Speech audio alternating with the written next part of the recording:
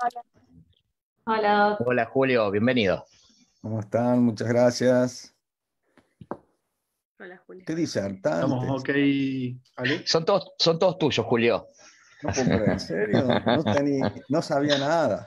Bueno, sorpresa para ti, por eso te invité. Qué manera de Hola transpirar Julio, ¿cómo entonces, che. estás? Bueno, buenas Bien, noches a Juan, ¿cómo andás todos. vos? Buenas ¿Qué noches a contás? todos. Bienvenidos al Ateneo de la SOCNEO. Es el séptimo Ateneo. Así que contamos hoy con la presencia del doctor Julio Urret-Zavalía, el doctor Alejandro del Rivero, la doctora Carolina Picotti y la doctora Carla Guantay, quien van a ser nuestros moderadores de hoy. Vamos a escuchar presentaciones excelentes, así que espero que estén muy atentos en este Ateneo de Neurooftalmología y Oftalmopediatría. Vamos a invitar a nuestra primera disertante, la doctora Keila Olivera, de la Clínica Reyes Giovelina, residente de primer año, que nos va a presentar su caso. Por favor, compartimos pantalla. Bueno.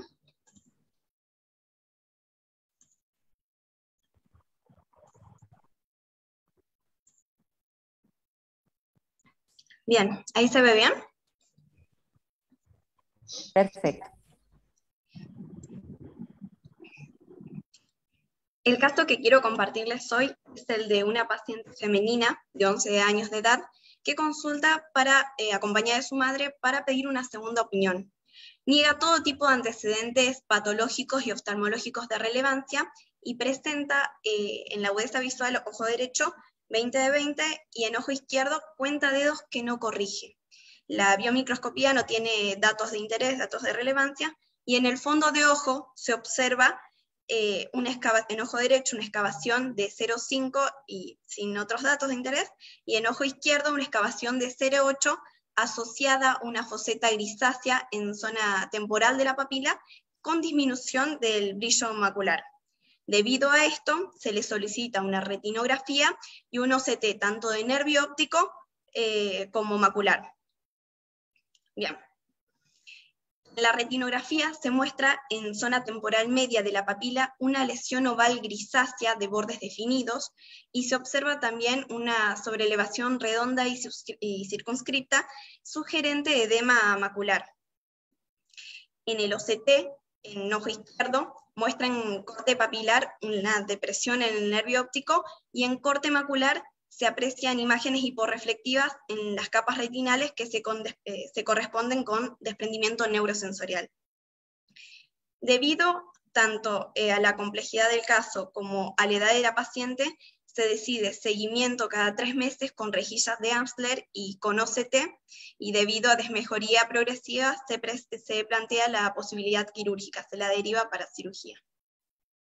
Bien, ¿qué es el de papila? El de papila, foseta papilar, es una rara anomalía congénita que forma parte del espectro justamente de las anormalidades del nervio óptico. Fue descrita por primera vez por Whitzy en 1882 como una depresión de color grisáceo en la cabeza del nervio óptico, secundaria al cierre imperfecto de la fisura embrionaria. Se trata de invaginaciones intrapapilares de color gris perlado con un tamaño comprendido entre 0,1 a 0,7 diámetros papilares, que se ve frecuentemente distorsionado y se ven cambios en el epitelio pigmentario de la retina. Y esto se puede llegar a asociar a degeneración quística foveolar, agujeros maculares, entre otros. Así, como su origen es controvertido, no se sabe muy bien si ese líquido proviene del líquido cefalorraquídeo o del vitrio, también los tratamientos para el desprendimiento seroso son controvertidos, y esto se ve agravado por la baja casuística de trabajos presentados al respecto. Entre los tratamientos que se plantean está la observación, la fotocoagulación con láser, la retinopexia neumática, el láser asociado a retinopexia neumática, la identación escleral y la vitrectomía asociada a retinopexia neumática también. Respecto a la observación, un estudio presentado por Solbor y colaboradores mostraron que en el 25% de los casos había cierta mejoría visual, pero el curso natural de la enfermedad sin tratamiento es que vaya a desmejoría. y las complicaciones se presentaban dentro de los primeros 6 meses de realizado el diagnóstico. Por eso se planteaba que el tratamiento, si se aplica, lo ideal es que se aplicara en el margen de estos primeros 6 meses. Respecto a la fotocoagulación con láser, este se aplica a nivel peripapilar y crea una barrera de adhesión entre la retina neurosensorial y el epitelio pigmentario de la retina. Con esto se logran 2 cosas. Primero, facilita la reaplicación y a su vez dificulta la recidiva del fluido subretiniano. Claro que, como todo procedimiento, no está exento de complicaciones y se puede producir daño a nivel de las fibras nerviosas por la energía del láser, justamente. La retinopexia neumática lograba excelentes resultados en etapas tempranas, se lograban reaplicaciones maculares precoces, pero se producía una recidiva entre los 2 a 5 meses tras el tratamiento. Por eso la retinopexia se proponía también que se asociara al láser para disminuir este riesgo de recidiva. En el 2001, Teodosadis plantea la indentación escleral, que lo que hace justamente es aproximar las cubiertas del ojo hacia su interior, lo que facilita la reabsorción del fluido submacular y evita, de cierta forma, la comunicación de la foseta con las capas internas de la retina, favoreciendo la reaplicación. En el 94% de los casos se logró la reabsorción del fluido con una mejoría progresiva de la visión entre los 5 a 9 meses tras el procedimiento. También no está exento de complicaciones, por supuesto, y se puede producir daño tanto en el nervio óptico como en las arterias ciliares posteriores. Respecto a la vitrectomía con taponamiento, obtuvo buenos resultados cuando hay tracciones anteros posteriores. Independientemente de la terapéutica del tratamiento que se elija, hay que tener bien en claro que la mejoría es progresiva y lenta, pudiendo demorar de 2 a 12 meses tras el procedimiento, y eso es importante tenerlo en claro y plantárselo bien al paciente para que tenga expectativas realistas. Bueno, este era mi caso. Muchas gracias por su atención. Bueno, excelente tu caso. Muchas gracias por compartirlo. Excelente tu presentación, muy clara. Vamos a escuchar ahora a la mesa de expertos.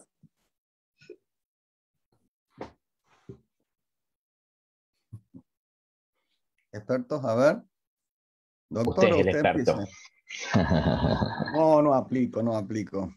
No, pero bueno, la verdad que me encantó la presentación. Felicitaciones, doctora. Hizo una revisión bien sintética y completita, muy bien, con conceptos claros. Sí, lo más importante para el tratamiento es entender la fisiopatogenia. ¿Podrías mostrar en tu presentación esos 2 OCT iniciales? Ahí está la clave de la cosa. Sí, por supuesto. Realmente llegar a un diagnóstico de un chico de 11 años no es fácil en eso también, así que yo también te tengo que felicitar. ¿Se está mostrando? Claro. Lo que hiciste. No, te vemos a vos todavía. A ver. Poné... Acabo de perder el cursor de mi computadora. Eso es un problema.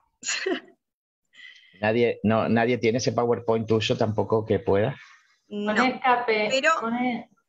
pon escape en el teclado y lo mejor parece. Ahí lo recuperé.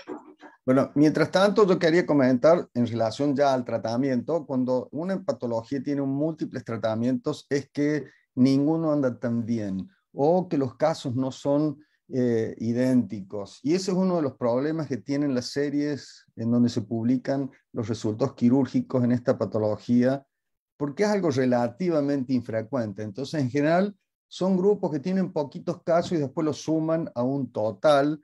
Entonces las experiencias son dispares, pero hay artículos muy recientes, que probablemente ya los leíste, en donde habla que en definitiva el tratamiento es vitrectomía e inyección de gas.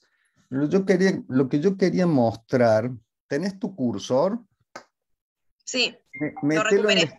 Mételo en la excavación y seguí el contorno. En esa primero ¿no? Y seguir el contorno, seguir para arriba, no trepa, seguir el contorno de la excavación, ¿no? Bueno, ahora andate a la que está al lado, porque lamentablemente yo no puedo señalar. Bueno, seguir el contorno de la excavación, no me muestres eso, sino el contorno de la excavación, seguir trepando, seguir, muy bien. Volvete un poquito hacia el vitrio, el borde es el vitrio que se ve. Acá. Bueno, eso es lo que yo quería, perfecto. La foseta colobomatosa no se sabe bien si forma parte del mismo síndrome de mal cierre de la fisura coroidea, ¿no? En la semana quinta, séptima de vida intrauterina, pero se la agrupa dentro de lo que llamamos el síndrome de las cavitaciones de la papila. ¿Por qué quería mostrarles esto? Porque fíjense, tanto en la foseta como en las cavitaciones, que entre ellas están los colobomas de papila, y cavitaciones que son a veces papilas grandes, que parecen con grandes excavaciones, y los pacientes son sometidos a un montón de estudios para descartar que sea glaucoma, y en realidad es una papila grande, colobomatosa, con una gran cavitación. Y hay algo que diferencia a un paciente que tiene una excavación papilar glaucomatosa o de otra índole a lo que son las cavitaciones. Fíjense, eso que yo te hice señalar a vos es el vitrio que en vez de detenerse en el área de Martelliani, o sea, delante de la papila y de la excavación, el vitrio penetra profundamente en la excavación. Entonces, cada vez que uno tenga una excavación rara o una papila grande, y ni hablar si eso tiene asociado un síndrome macular, ya sea sin foseta evidente o con la foseta como vos la mostraste, buscar esto, porque esto es lo que ayuda a hacer el diagnóstico y además es la base del tratamiento.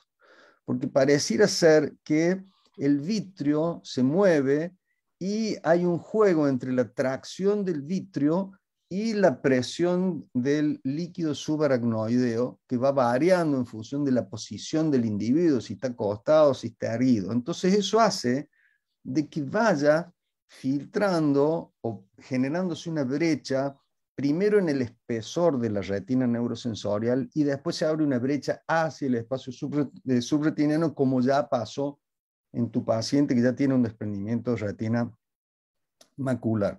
Por eso que la lógica del tratamiento, ya el láser no se hace, porque el láser, cuando vos tenés la retina desprendida, el láser no va a tomar. Y el láser va a ser destructor, y hemos visto fracasar un montón de veces, ¿no?, ese tratamiento.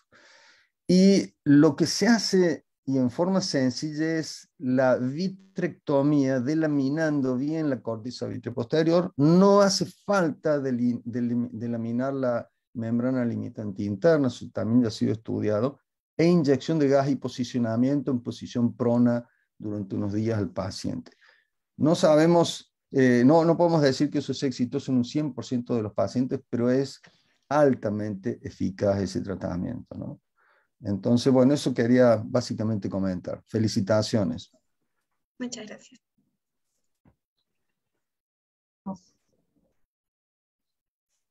Impecable. ¿Qué más podemos aportar después de esto que aportó Julio? Creo que tenemos que callar todos. Nada, Julio. No, para nada. No, es Gracias, que Julio. es un tema fascinante realmente y todavía no está todo absolutamente claro, pero recomiendo también que ella probablemente lo haya leído en un artículo publicado en American Journal of Ophthalmology del año, creo, 2014, ¿no? Que si quieren después les puedo pasar la cita. Está muy bien explicada la fisiopatogenia, ¿no? Y que a veces no es eso solo, sino es el rol del vitrio más el tema del líquido subaracnoideo. Es más, nosotros tuvimos una cavitación que le hicimos una vitrectomía, que es lo que no hay que hacer. Yo hice lo que no hay que hacer. Me esmeré en resecar mucho el vitrio ese dentro de la papila y después traté de aspirar sabiendo que había una comunicación, el líquido subretiniano, con una cánula con punta siliconada. Y el líquido se redujo parcialmente a nivel de la mácula. Entonces dejé y no hice más nada. Al día siguiente la paciente me refirió que había estado con unas cefaleas tremendas y suponemos que lo que había hecho era una disminución muy importante de la presión del líquido cefalorraquídeo y por eso la cefalea, ¿no? Entonces, no hay que esmerarse nada, e inclusive no tiene que ser completa ahí dentro de la papila la vitrectomía, porque ahí el vitrio, que ya no va a tener el resto del vitrio, que lo va a estar tironeando, eventualmente puede ejercer la suerte como de un taponcito en esa zona.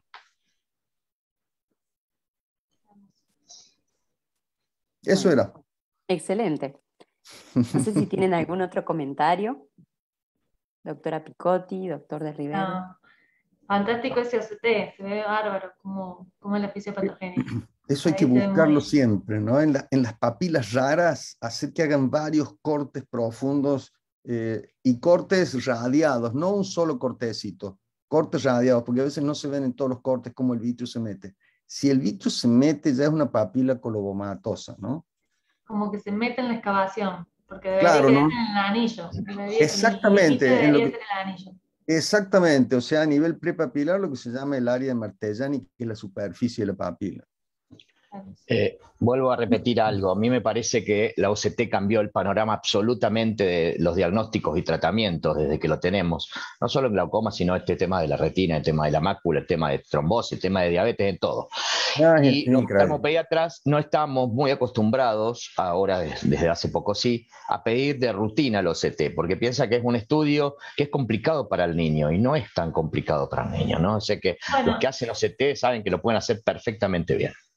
Un poquito es que no está randomizado en todos los valores que te dan el niño, entonces uno siempre le queda la dudita, tiene que estar muy canchero. Pero hay que pedirlo igual, Carolina, normal, para ver la anatomía, sobre todo. No tanto guiarte por lo que te dicen los valores, si es glaucomatoso o no glaucomatoso, los colores rojos o no, sino uno leer el OCT, uno ver la anatomía. Un OCT de mácula me parece que es fundamental pedirlo cuando hay patologías crónicas para medir el espesor neurosensorial que tiene, para ver si se hace tratamiento o no, porque ninguna mácula de menos de 150, 100 micras puede llegar a recuperar una buena visión con los tratamientos que hagamos. Entonces, me parece que lo tenemos que pedir mucho más de rutina dentro de la oftalmología pediátrica que estamos hablando ahora, ¿no? Sí, y lo otro, coincido plenamente. Inclusive lamentablemente nosotros tenemos todo el tiempo la barrera de los costos y demás, ¿no? Pero bueno, hay OCTs muy buenos que son portátiles y que pueden ser llevados, por ejemplo, a quirófano cuando el niño que no se deje examinar se le hace examen de anestesia general, etcétera, ¿no? Y lo otro, salvo en circunstancias puntuales, cuando uno estudia problemas maculares, hay que pedir también angiografía fluorescénica, porque muestran, son dos miradas distintas de a lo mejor un mismo problema, ¿no? Y a veces viene el paciente con un OCT y de nuevo hay que mandarlo otra vez a hacer estudios. La angiografía complementa mucho la apreciación del problema y nos ayuda y documenta, además, deja documentado cómo era el estado en ese momento, ¿no? Absolutamente de acuerdo, Julio. Muy bien, luego de estos muy enriquecedores comentarios, espero que estén todos muy atentos del otro lado, tomen notitas. Vamos a escuchar a nuestra siguiente exponente de hoy, la doctora Priscila Biotto, residente de tercer año de la Clínica Reina Fabiola. Te escuchamos, Pri. Hola, buenas noches a todos y gracias por la invitación a participar. ¿Ahí lo ven bien? Perfecto. Perfecto. Bueno, el caso que voy a presentar se titula neuroretinitis hipertensiva. Se trata de un caso de una paciente nuestra, niña de 14 años,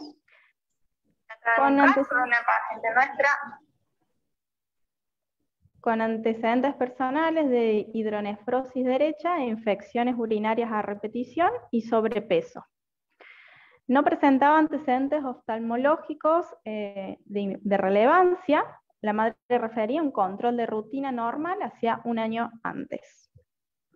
Consultaba por un escotoma central en ojo izquierdo de 1 semana de evolución.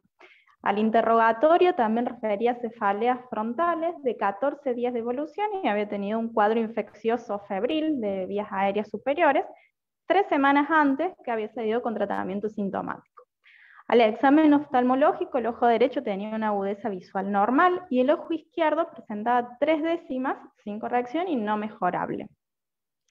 A la biomicroscopía eran normales ambos ojos. A la grilla de Amsler refería un escotoma central en ojo izquierdo, la motilidad ocular era normal, y en el fondo de ojos encontramos lo siguiente, donde vemos en ambos ojos un edema de papila bilateral más fuerte en ojo izquierdo, tortuosidad y dilatación vascular leve, y a nivel macular la presencia de exudados duras en forma radial, que es una estrella macular, mucho más desarrollada en ojo izquierdo, que ya comprometía casi toda la mitad nasal. Y también encontramos exudados algodonosos en el área peripapilar. En esta imagen de retinofluoresceínografía podemos observar el claro edema de papila bilateral con la tinción y fuga.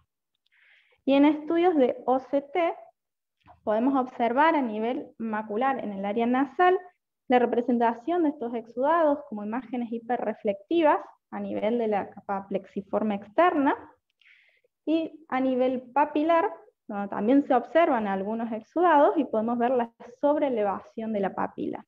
Este es el ojo derecho y este es el ojo izquierdo, donde encontramos hallazgos similares pero de mayor intensidad y además a nivel foveolar un desprendimiento seroso. Realizamos también un campo visual donde el ojo derecho fue normal y en el ojo izquierdo había un defecto en la sensibilidad tipo escotomatoso en el área centrocecal. Bueno, como uno de los diagnósticos diferenciales fue la hipertensión endocraniana, teniendo en cuenta que era una paciente con sobrepeso y mujer, se solicitó una valoración sistémica a cargo de neurología, donde hicieron un examen. El paciente estaba orientado en tiempo, espacio y persona, no presentaba signos de foco, estaba febril, pero en el examen de tensión arterial tenía 225/160. Por lo tanto, se decide la internación de este paciente para tratamiento antihipertensivo que se realizó con losartán y atenolol, y dieta hiposódica. Y además del tratamiento antihipertensivo, se hicieron muchos estudios para detectar daños en otros órganos blancos. Por lo tanto, se hizo un laboratorio donde se encontró la eritrosedimentación aumentada en 35, hipopotasemia, aumento de la FAL y una proteinuria muy marcada, de 2 gramos en un día. Se realizó ecografía renovesical, donde se vieron riñones disminuidos de tamaño con presencia de cicatrices. En el electrocardiograma y ecocardiograma se detectó una hipertrofia del ventrículo izquierdo. También se realizó resonancia de cerebro y radiografía de tórax, que fueron normales. Como otros diagnósticos diferenciales, se estudió la neuroretinitis de Leber, pidiéndose las serologías para Bartonella, Toxoplasma gondii y Toxocara, que fueron todas negativas. Luego de 2 meses de tratamiento antihipertensivo y controlarse esta enfermedad, se constataron grandes mejorías a nivel oftalmológicas. La agudeza visual del ojo derecho seguía en 10 de 10, y la agudeza visual del ojo izquierdo, que estaba en 3, estaba ahora en 9 décimas. Vemos en estas imágenes de fondo de ojos cómo el edema de papila había cedido, pero dejando una palidez papilar, sobre todo a nivel temporal, esclerosis de los vasos, sobre todas las arterias, y la estrella macular que estaba en resolución, quedando en dichas zonas unos restos lipídicos. Acá presentamos la imagen de los 2 meses de una retinografía, donde se ven los cambios que hubo con respecto al edema de papila. En el OCT todavía se evidenciaban los focos de los restos lipídicos que quedaban, pero de menor intensidad, y la papila de una morfología ya más normal. Entonces, a modo de resumen, la neuroretinitis es una inflamación de la papila óptica de la capa de fibras y con una imagen de estrella macular. Tiene múltiples etiologías. Dentro de ellas, las infecciosas son las más comunes y de las cuales la enfermedad por arañazo de gato se lleva a 2/3 de los casos. Pero también hay que sospechar de otras como Lyme, sífilis, tuberculosis y salmonela. También puede ser producida por causas no infecciosas como la sarcoidosis, el lupus y el BSET, y muchas veces, a pesar de los grandes esfuerzos por llegar a un diagnóstico, queda sin diagnóstico y siendo una enfermedad idiopática, que en algunos trabajos dicen que es hasta el 50% de los casos. Generalmente es una enfermedad unilateral. Bueno, como bien sabemos, la hipertensión es una enfermedad sistémica que tiene el ojo como uno de sus órganos blancos. Tanto la hipertensión aguda como la crónica pueden afectar a la retina, produce cambios vasculares como estrechamiento arteriolar, formación de nódulos algodonosos, extravasación vascular que se puede ver en forma de hemorragias, depósitos lipídicos y edema de papila, y producir angioesclerosis. También afecta la vasculatura de la coroides, generando la coroidopatía hipertensiva con las clásicas manchas de Elsching, y además es un factor de riesgo para otras patologías retinianas como la oclusión venosa, la oclusión arterial de la retina, la formación de microneurisma, la neuropatía óptica isquémica anterior no arterítica y la degeneración macular relacionada con la edad. En los niños la prevalencia de hipertensión es solo del 2%, de los cuales el 80% se debe a una nefropatía de base. Y muchas veces se presenta como una complicación aguda, ya sea neurológica, con un edema cerebral, con una hemorragia intracraniana, o una complicación cardiovascular, como un edema agudo de pulmón. Entonces, en conclusión, la neuroretinitis presenta múltiples patologías, por lo tanto, necesitamos un examen y un interrogatorio detallado para su correcto diagnóstico. La retinopatía hipertensiva puede comprometer severamente la visión, y el tratamiento oportuno de ella puede restituir la función visual. Muchas gracias. Bueno, excelente también tu presentación, felicitaciones. Vamos a escuchar a la mesa de debate. Hermoso cómo lo presentaste, cómo se desarrolla, me encanta. Buenas gracias. Yo creo que, bueno, la importancia de vos estar trabajando en un lugar polivalente y la importancia que tiene que desde el ojo, desde una disminución de la agudeza visual, se lleva un diagnóstico que podría haber llevado la vida del paciente con esa hipertensión arterial severa que tenía. Entonces, realmente te felicito cómo lo estudiaste, cómo al ver esa imagen pediste los controles pertinentes y cómo lo llevaste al caso. Sobre todo está bueno también que hicieras los diagnósticos diferenciales con algún tipo de enfermedades infecciosas, que si bien no son tan frecuentes, hoy cada vez más les aseguro que vamos a empezar a ver estas cosas, sobre todo por la sífilis. Es enorme la cantidad de recién nacidos con BDRL positiva que nos hacen ver en las distintas neonatologías, por suerte sin compromiso ocular, pero ya van a aparecer. Entonces, me parece genial cómo lo manejaste y cómo lo presentaste. Te felicito. Muchas gracias. ¿Hay tiempo para hacer un comentario, Ale? Sí, hay tiempo. Bueno, excelente, Pri, muy bien presentado, un caso muy interesante. Y, a ver, arranca desde la anamnesis, ¿no? De la anamnesis y de la impresión sobre la persona que uno tuvo cuando el paciente ingresó al consultorio. Esta chiquita estaba como embotada, una cara así, una mirada rara, muy callada, muy lenta en sus respuestas. Y arrancó que Erna me mostró una foto de uno de los ojos y le dije neuroretinitis del Leber. Y entonces me mostró la del otro ojo y le dije, no, es bilateral. ¿Y qué otra cosa? Y bueno, la llevó al consultorio y la examinamos y tenía ya los nódulos algodonosos, que no es algo habitual de ver una neuroretinitis del Leber.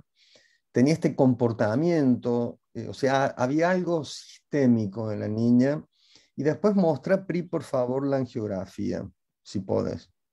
Lo más rápido que puedas para no hacerles perder tiempo. Que vos lo mencionaste después dentro de los posibles hallazgos. Y por eso que en cada estudio nos puede dar un montonazo de información si realmente le prestamos atención, ¿no? Poner la angiografía esa. Que ahí se ve poco, ¿no? Fíjense, yo no puedo señalar, fíjate nivel paramacular temporal superior y temporal, ¿no? Del otro ojo, que se ve mejor, en el otro ojo se ve mejor, ahí, eso. Fíjense esa manchita oscurita rodeada de un pequeño halito hiperfluorescente, y ahora pones, si podés, la última, la de control, donde se ven mucho mejor, ¿no? Porque ya está en el estado de secuelas.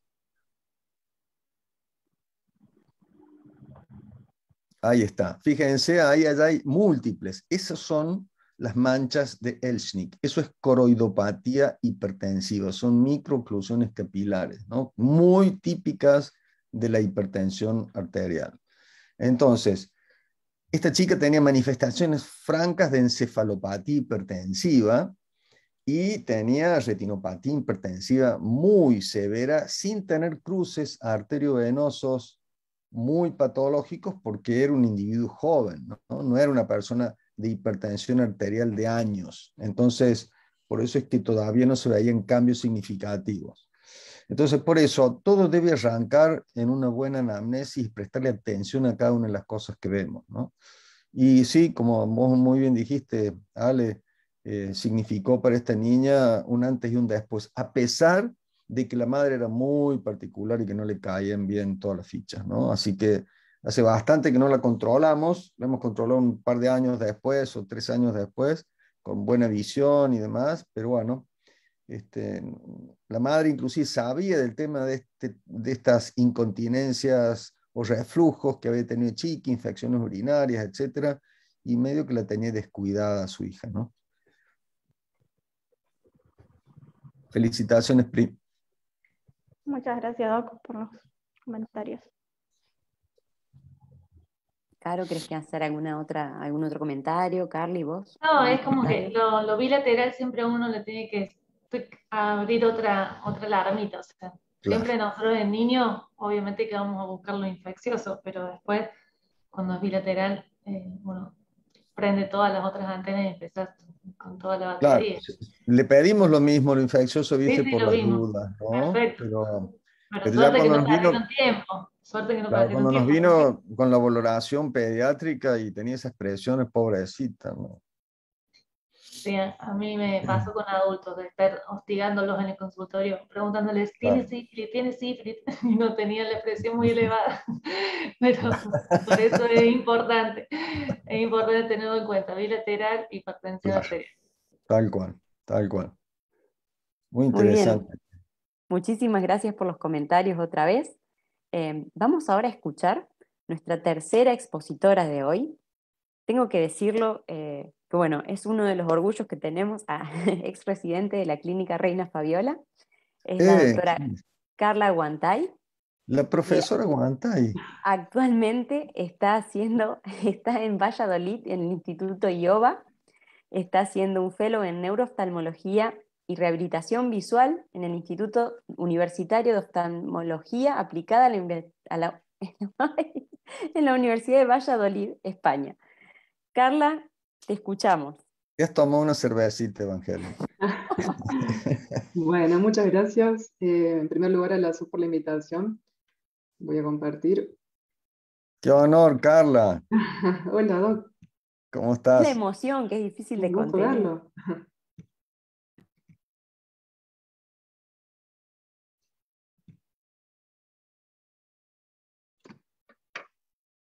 Bueno, en este Ateneo de Neurooftalmología y Oftalmopediatría quería traerles un caso que me pareció muy interesante.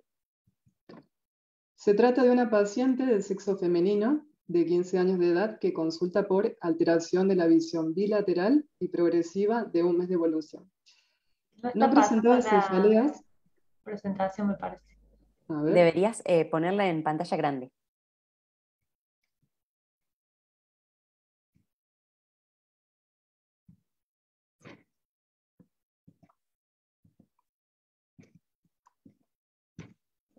O volver a compartir. Bien, vamos a dejar de compartir ahí. ¿Ahí me ven la pantalla?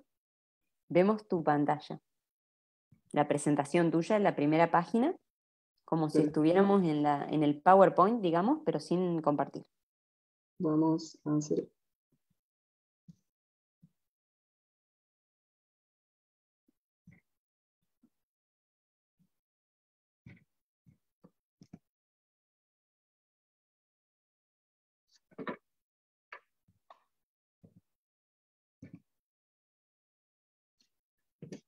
Ahí, Heli. Todavía no veo nada. Ahí se dejó de compartir la pantalla. Lo voy a volver a hacer. Ahora sí, estás compartiendo. Tenemos la presentación como si fuera que te falta ponerla en pantalla completa. ¿Me ven ahí? Ahora sí. ¿Ahí pasa? Ahí pasa, Sí, perfecto, excelente. vamos. Perfecto, bien. Bueno, entonces les comentaba que se trata de una paciente de sexo femenino de 15 años que consulta por alteración de la visión bilateral y progresiva de 2 semanas de evolución. La paciente no refería cefaleas ni otros síntomas asociados, y como antecedentes importantes refería que tenía diagnosticado síndrome de ovario poliquístico, acné polimorfo juvenil y rosácea, para lo cual estaba medicada con un tratamiento que venía ya de larga duración con anticonceptivos orales, y tenía una medicación nueva para estas cuestiones dermatológicas, que era la eritromicina vía oral, y también recibía tratamientos tópicos varios para la piel, que incluía clindamicina, eritromicina y metilprednisolona. Al interrogatorio, la madre refería que había tenido numerosos tratamientos dermatológicos por esta cuestión que le costaba justamente controlar el tema del acné. Y en cuanto a los antecedentes tóxicos, no había antecedentes de tabaquismo ni consumo de alcohol. En la familia no había otros antecedentes de ninguna dificultad visual. Cuando vamos a hacer el examen oftalmológico, bueno, vemos que tiene una agudeza visual en el ojo derecho de 10 décimas, el ojo izquierdo también de 10 décimas. La motilidad ocular extrínseca era normal y los reflejos pupilares también eran normales. Aquí, prestando atención a la presentación de defecto pupilar aferente, no encontramos defecto pupilar aferente, y el resto del examen, en la presión ocular, la biomicroscopía, fueron normales. Además, se le realizó un campo visual en programa 32, que, bueno, lo que vemos principalmente y que llama la atención es que resulta, bueno, el campo visual poco fiable porque tiene numerosos falsos negativos. Esto es frecuente en pacientes por ahí tan pequeños, o sea, 15 años, depende un poco de la colaboración del paciente. Pero bueno, al ser la primera vez que hacíamos el estudio, no lo tomamos como algo completamente fiable por la cantidad de falsos negativos. Además, se le realizó una prueba de sensibilidad al contraste que se encontraba al límite de normalidad para la edad. Se le realizó también la prueba para corroborar cómo estaba la visión de los colores, un test de Farnsworth, y encontramos que estaba normal en ambos ojos. Y finalmente también se le realizó un fondo de ojos y la OCT de nervio óptico y mácula, que también estaban conservados. Bueno, la paciente fue citada a control a los 7 días, y a los 7 días podemos observar que tiene una disminución de la agudeza visual. El ojo derecho veía 4 décimas y el ojo izquierdo 5 décimas. Cuando realizamos nuevamente el test de Farnsworth, podemos constatar que hubo discromatopsia en el eje rojo-verde y sensibilidad al contraste alterada en ambos ojos. Aquí, importante también volver a controlar los reflejos pupilares, vimos que estaban normales, no había defecto pupilar aferente, y también en esta oportunidad se hace un examen bajo cicloplegia para ver si no había problemas de acomodación, algún problema refractivo, que también dio normal. En esta ocasión se vuelve a repetir el campo visual, que resultó también fuera de límites normales. Este es un poco más confiable, pero aún hay abundante porcentaje de falsos negativos. Pero sí vemos sobre todo esta cuestión en la agudeza visual y en la alteración de los colores.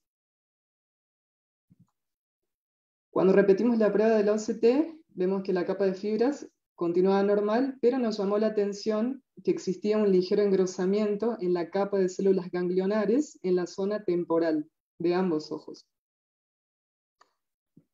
Ahora, ante este nuevo panorama, se le solicitan unos estudios de potenciales evocados visuales, y allí constatamos una leve disminución de la amplitud de la onda P100 en ambos ojos. Con estos resultados decidimos realizar algunas interconsultas. En primer lugar, una interconsulta con neurología para realizar una neuroimagen. Se le realizó una resonancia magnética del cerebro y órbita de cortes finos. También se incluyó el sector cervical, y bueno, este estudio dio dentro de los parámetros normales. Se pensó también en alguna cuestión reumatológica o infectológica. se pidió un screening básico de laboratorios de sangre y orina que fueron negativos, es decir, que no se encontró alguna evidencia de algún proceso inflamatorio activo en ese momento. Y también hicimos una consulta con ginecología, que era su médica habitual por este tema del síndrome de ovario poliquístico, y con la interconsulta también al servicio de dermatología. En conjunto se decide suspender la medicación, principalmente la eritromicina, que era la medicación nueva. La medicación de los anticonceptivos también se había suspendido. Y al cabo de unos 5 días realizamos nuevamente las pruebas y se constata que hubo una mejoría de la agudeza visual de 8 décimas en cada ojo, y encontramos que con el correr de los días hubo una recuperación progresiva de todos los parámetros visuales, incluyendo el campo visual, que este ya es el tercer campo visual, y encontramos que se encuentran con un bajo porcentaje de falsos negativos, y realmente este estudio está normal. Bueno, aquí también volvemos a repetir la OCT, encontramos el nervio óptico nunca dio ninguna alteración, sí encontramos estas alteraciones en la capa de células ganglionares, y al repetir el OCT posteriormente, vemos una ligera disminución de la capa de células ganglionares a temporal y ligeramente a inferior. Con todo esto, bueno, hicimos una revisión de la bibliografía, sobre todo porque al retirar de la medicación, realmente fue que la paciente empezó a mejorar todos los parámetros de la agudeza visual, y bueno, encontramos en la bibliografía que hay una gran cantidad de estudios y revisiones que indican que hay un abanico enorme de medicamentos que pueden causar una disfunción mitocondrial que puede influir en el nervio óptico y generar este tipo de neuropatías ópticas. Las más frecuentes que nos suenan por ahí son las medicaciones que se utilizan para la tuberculosis, el cloranfenicol, la isoniazida, el etambutol, pero bueno, existe un gran abanico, y sobre todo en pacientes que tienen algún tipo de disfunción previa, endocrinológica o ginecológica. Entonces, bueno, pensamos en este diagnóstico, en la neuropatía óptica mitocondrial, que engloba una serie de patologías que, como dijimos, la fisiopatogenia principal es la disfunción mitocondrial, y es importante recalcar que es, digamos, un diagnóstico de exclusión. Previamente hay que pensar en otras causas adquiridas. Al ser bilateral, la pérdida progresiva de la visión, bueno, pensar en alguna lesión ocupante de espacio, sobre todo en el abanico de las neuropatías ópticas atípicas, porque lo típico es en una neuropatía óptica típica, en una neuritis por esclerosis múltiple, que sea más bien unilateral. Cuando es bilateral, siempre nos tiene que llamar la atención y pensar en este grupo de neuropatías de presentación atípica, que incluyen también las causas genéticas, entre ellas la neuropatía óptica de Leber y la atrofia óptica dominante. Entonces, aquí la gran pregunta es, ¿por qué serían vulnerables las células ganglionares de esta paciente y ese deterioro que ocurrió y que, bueno, que mejoró al suspender la medicación? Todavía esta paciente sigue con controles reumatológicos y endocrinológicos. En el tiempo que ha pasado, en los 2 meses de evolución, no volvió a repetir la sintomatología, así que de momento no hay ninguna cosa nueva, solo que tenemos este diagnóstico ahí, esta neuropatía óptica mitocondrial, que bueno, como les decía previamente, hay que ir en el abanico de todas las enfermedades que pueden ser posibles, haciendo un control bastante seguido. Entonces, ¿hay alguna otra prueba que agregarían? ¿Hay otros diagnósticos diferenciales que plantearían? ¿Y cómo realizarían el seguimiento de esta paciente?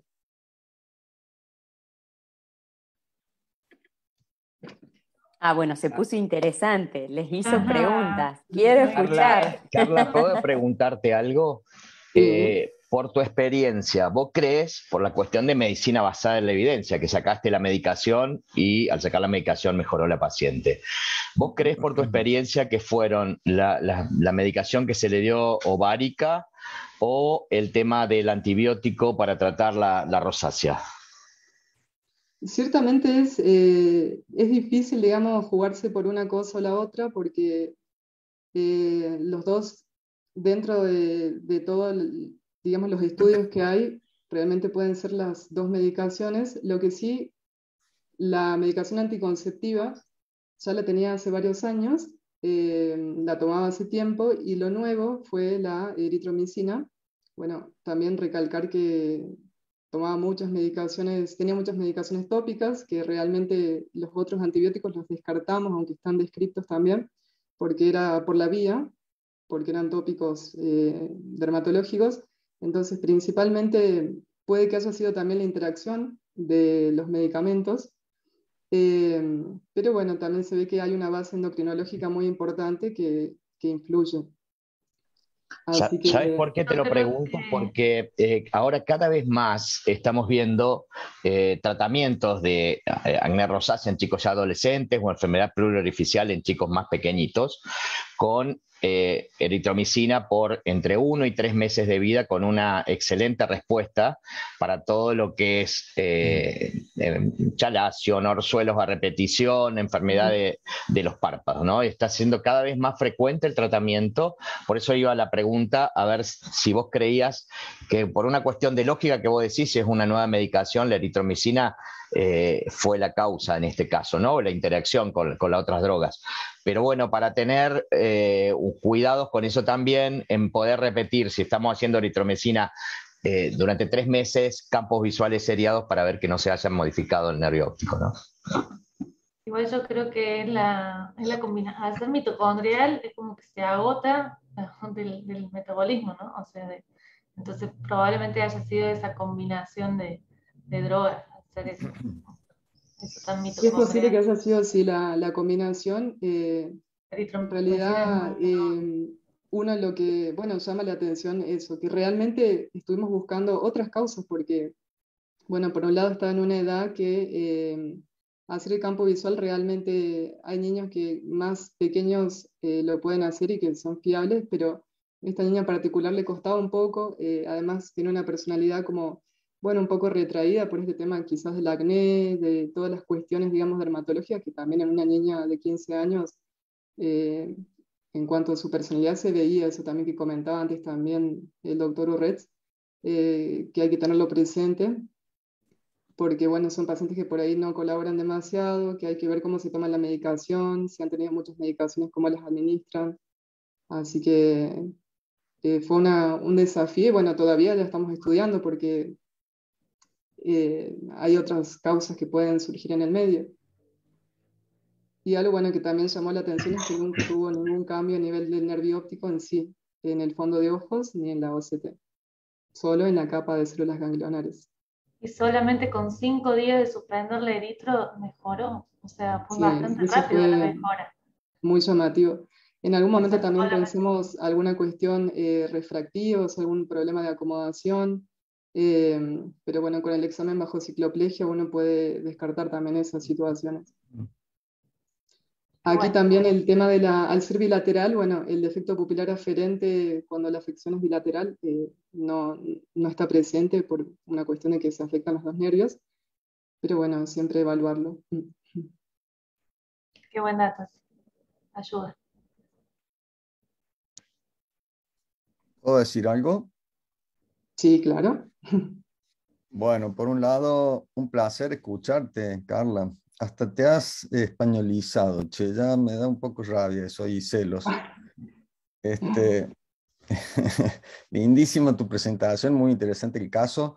Ahora vos has puesto unos títulos enormes de neuropatía, pero todo el examen clínico, todo indicaba que el nervio no parecía estar evidentemente alterado, ¿no? Por ejemplo, los CT no mostraba disminución de la capa de fibras peripapilares, la electrofisiología inicial fue normal, no tenía defecto pupilar aferente. y no puede ser un efecto directamente a nivel de las células ganglionares, y que de hecho el OCT muestra bien, bien circunscriptamente ese defecto a nivel perimacular. Y la otra pregunta, en el fondo de ojo, o sea, resumo, más una neuropatía que afecta a las células ganglionares y eventualmente sus axones que una neuropatía. Y en segundo término, en el fondo, no me acuerdo, en la descripción se veía algo, había algún indicio de algo, tanto inicialmente como ya una vez resuelto el problema. No, en el fondo de ojos no hubo cambios. Inicialmente estuvo normal y se mantuvo normal hasta el último control. Ok. ¿Y la primera parte de la pregunta? Sí, lo que está descrito es como igual que lo que ocurre en la enfermedad de Leber, que al principio, como ocurre esta disfunción en las mitocondrias, puede que no haya algún cambio anatómico inmediato, incluso con las cuestiones farmacológicas hay como un periodo de ventana que la disfunción puede mejorar y no generar ni siquiera secuelas a nivel del fondo de ojos ni de la OCT. Está descrito que existe ese periodo como de ventana, donde hay una disfunción mitocondrial funcional que no se manifiesta a nivel anatómico. Claro, pero viste que en la neuropatía óptica Leber es muy característico el escotoma psicocentral en un alto porcentaje de pacientes, ¿no? En cambio, acá tiene una alteración como muy inespecífica, medio retiniana, ¿no? El aspecto de la alteración campimétrica, más que de una afección del nervio, ¿no? No, pero es simplemente una cuestión que yo me pregunto, ¿no? Sí, lo frecuente es que sean escotomas centrales o secocentrales, claro, con agrandamientos de la mancha ciega. En este caso no presenta un patrón típico para nada, pero por eso aún en este caso digamos, no tiene el sello total de neuropatía óptica mitocondrial. Lo tenemos en mente porque mejoró con la suspensión del medicamento, pero sí que a esta paciente hay que seguirla. Y a pesar de que haya sido, o sea, que la esclerosis múltiple puede ser unilateral, o sea, yo no sé si me relajaría y me quedaría tranquilo de que no sé, ustedes que saben más, que ven después adultos, o sea, no le pedirían ese genético que ahora está dando vuelta de que se pide mucho para la esclerosis múltiple en niños, el anticuerpo. Sí, esa pregunta es una muy buena pregunta, o sea, de hecho, todavía, sí, todavía, digamos, se planteaba esto de, es necesario hacer ahora una punción lumbar, o sea, dado que la paciente está con la visión, digamos, estable, merece la pena hacer una punción ahora, esperar, no se veían cambios en la resonancia magnética. Se la citó, bueno, en conjunto se le hace seguimiento con neurología también, para repetir eventualmente una neuroimagen, pero bueno, eso también es un tema para discutir si en este momento sería, digamos, imprescindible hacer un análisis, ya sea hasta de punción lumbar, ¿no? ¿Y qué tema ahora toda la otra parte, ¿no? Sistémica que tiene? O sea, ¿quién se va a animar a darle la medicación todo de nuevo? Sí, ahora es como probar de a poco otra vez reiniciarla y bueno, y ver qué sucede. Está descrita también en la bibliografía que sí. Eso, en la revisión bibliográfica que hiciste, ¿encontraste asociación con la eritro? Sí, sí, de hecho, bueno, aquí les dejaba algunos artículos. Que la eritromicina, bueno, está descrita como uno de los antibióticos que puede generarla. No es la más frecuente porque entre lo más frecuente tenemos sobre todo las medicaciones de la tuberculosis, claro, el etambutol, el cloranfenicol, la isoniazida. Sí se cree que hay, digamos, hay personas que tienen genes que las hacen más susceptibles a tener disfunciones mitocondriales. Eso es lo que está ahora, digamos, como estudiándose, porque, claro, es una cuestión que puede obedecer a una causa genética, que no se manifiesta hasta que ingresa algún agente que hace que se activen estos genes. Y de la familia nadie tuvo nunca nada. Claro, eso también es llamativo, porque uno si piensa en familiares y genéticas, bueno, de la familia nadie tenía nada. porque estos son recesivos generalmente, los mitocondriales. Sí, así que bueno, eso sí que hay que preguntarlo. Y bueno, Muy interesante. estamos ahora siguiéndolo. Bueno, Carla, desde el Valle del Duero, donde estás, una cuna importante en la reconquista cristiana al Moro, te esperamos en Córdoba a venir a hacer esto, ¿eh? No te vas a quedar allá. Muy bien, muy bien. Tiene prohibido ciertas cosas que ya le hemos dicho, ya sabe bien. Sí. Las tengo claras, las tengo claras. Que aproveche que está allá, que aproveche. Por supuesto, es envidia pura la nuestra, nada más. Y después nos contás a ver qué pasó con esto cuando vuelvas. Sí, totalmente. Pero bueno, es un poco un repaso sobre todo para pensar en las neuropatías ópticas atípicas, que bueno, estas que son bilaterales. Vos ya que estás ahí, ¿tenés más acceso a todo lo genético? ¿Cómo es la disponibilidad en la salud de estas cosas? O sea, ¿la accesibilidad es al toque o es al remo? No creo. Sí, generalmente digamos lo que son cuando uno pide los análisis, bueno, tardan bastante, así que en ese sentido hay acceso, pero continúa, digamos, ese tiempo de latencia hasta que te traen los resultados. Bueno, uno va haciendo sobre todo el control clínico y con los medios que tengamos complementarios. Sí, y el IOBA es un centro importantísimo de referencia, así que no le mezquinan a nada, ¿no? Hay investigadores realmente, bueno, está Pastor Jimeno, que es el jefe, digamos, de todo, ¿no, Carla? Sí. Que son tipos muy reconocidos a nivel internacional como investigadores en distintas áreas, etcétera. Así que tienen esa suerte y tenés suerte, Carla, de poder estar en un centro de excelencia como eso y nos alegra un montón. Así que necesitamos urgente que nos vengas a desburrar, así que no te demores. Muy bien. Y ve muchos niños que necesitamos neurooftalmólogos pediátricos. Eso. Muy bien, Ale. Bien ahí, Ale. Hay equipo entonces. Muy bien. Bueno, y anda preparando otro caso, así no te extrañamos tanto. Ay, muy linda la presentación, muy artística, ¿eh? Muy linda. Bueno, así que muchas gracias a toda la Sociedad de Oftalmología de Córdoba. Gracias a vos, Carly, por la presencia. Gracias a todos ustedes por estar del otro lado. Gracias a nuestros panelistas de hoy, que ha sido un lujo también. Un último moñito, digamos. Ya los despido. ¿Quieren hacer algún otro comentario? No, aplausos nomás. La verdad que se pasaron las chicas, excelentes presentaciones. Pero comentario para todos los jóvenes que están del otro lado en la SOCNEO. Tengan en cuenta que la única manera de potenciar sus carreras más allá de lo que ustedes pueden imaginarse, primero es obviamente en base al esfuerzo, y lo segundo, si tienen la oportunidad de conocer a alguien que se involucre con su formación, que les haga de mentor a lo largo de la carrera, que los vaya aconsejando, siempre atesórenlo, siempre aprovéchenlo, porque es una oportunidad única que no a todos se nos da y que ayuda muchísimo. En este caso aprovecho, gracias doctor Urretz, en mi caso particularmente, porque para mí ha sido gran cosa, y bueno, creo que con Carla y con Priscila compartimos un poco el sentimiento. Y ese es mi consejo al menos para todos los chicos del otro lado. Nos vemos entonces con el próximo Ateneo del doctor Carlos Remonda, que va a ser el próximo lunes, si no me equivoco, doctor. El 29, 19:30 horas. Perfecto. Entonces, es de oftalmología pediátrica, hay muchos casos lindos, así que bueno, están todos invitados. Excelente. Buenísimo. Ahí vamos a estar entonces todos conectados. Muchísimas gracias a todos y hasta la próxima. Hasta la próxima. Gracias. Muy lindo. Gracias a ustedes.